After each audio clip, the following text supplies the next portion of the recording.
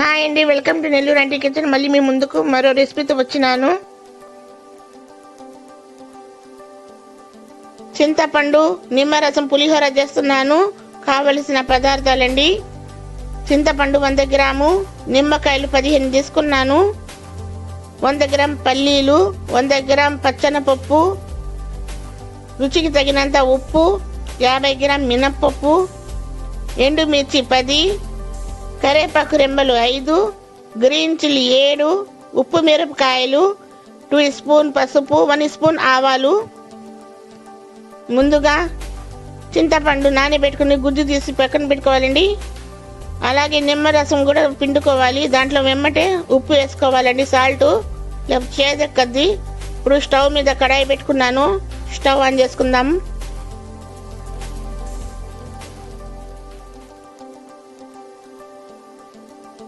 ఇప్పుడు ఆయిల్ వేసుకోవాలి.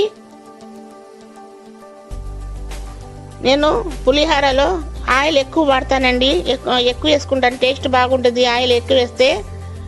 నేను 200 గ్రాము ఆయిల్ చేసుకుంటున్నాను. ఆయిల్ హీట్ ఎక్కాక ఆవాలు వేస్తున్నాను. ఇప్పుడు పల్లీలు వేస్తున్నాను.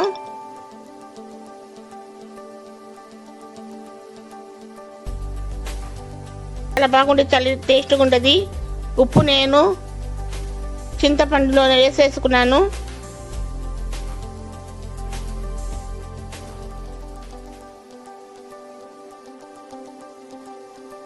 పిల్లలు కానీ పెద్దలు కానీ ఇష్టంగా తింటారండి. ప్రతి ఒక్కరు చేసుకుంటారు పులిహోర, కానీ ఓన్లీగా చింతపండుతో చేసుకుంటే టేస్ట్ కొంచెం తక్కువ ఉంటుందండి. ఇలా రెండు కలిపి చేసుకుంటే బాగుంటుంది టేస్ట్. చేసిన రోజు కంటే మరుసటి రోజు ఇంకా టేస్ట్ ఉంటుంది. మన చేపల కూర ఎలా ఉంటుందో ఈ పులిహోర కూడా అలాగే ఉంటుంది రెండో రోజుకి. చాలా అంటే చాలా బాగుంటుంది, చాలా టేస్ట్గా ఉంటుంది. ఇప్పుడు నేను నైట్ టైం చేస్తున్నాను. రేపు పొద్దున మార్నింగ్కి టిఫిన్ ఇదేనండి మాకు.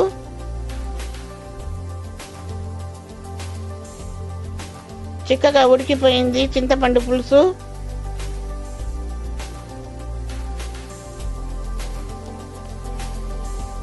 ఇప్పుడు నిమ్మరసం వేసుకుందాము.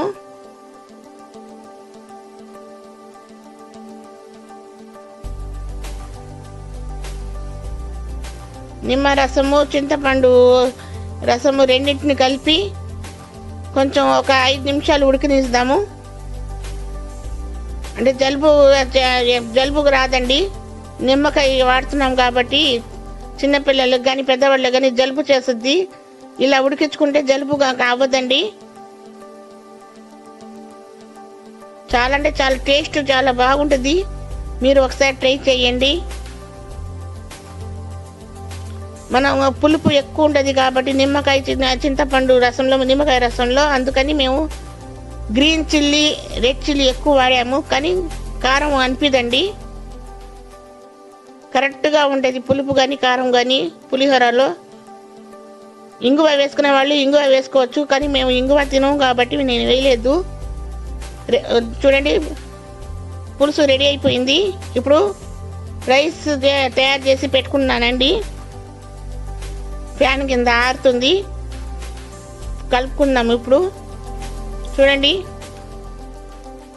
1 kg రైస్ ఉడికించుకున్నాను.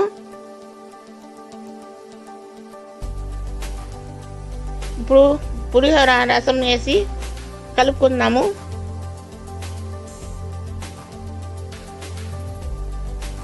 చాలా టేస్ట్ ఉంటుందండి, చాలా బాగుంటుంది. మీరు ఒకసారి ట్రై చేయండి, చిన్నపిల్లలు బాగా ఇష్టంగా తింటారు. రెసిపీ కానీ మీకు నచ్చినట్లయితే లైక్ చేయండి, షేర్ చేయండి, కామెంట్ చేయండి. ప్లీజ్ అండి, సబ్స్క్రైబ్ చేయటం మర్చిపోబాకండి. చూడండి, పొల్లగా ఎంత బాగుందో, అంతే రుచిగా ఉందండి. చాలా అంటే చాలా బాగుంది, చాలా టేస్ట్ ఉంది. సింపుల్ ప్రాసెస్, సింపుల్ విధానం. నేను ఏ వీడియో పెట్టినా కానీ సింపుల్గానే చేస్తాను, సింపుల్గానే చూపిస్తున్నానండి. టేస్ట్ కూడా అదిరిపోతుంది. ఓకేనండి, బాయ్.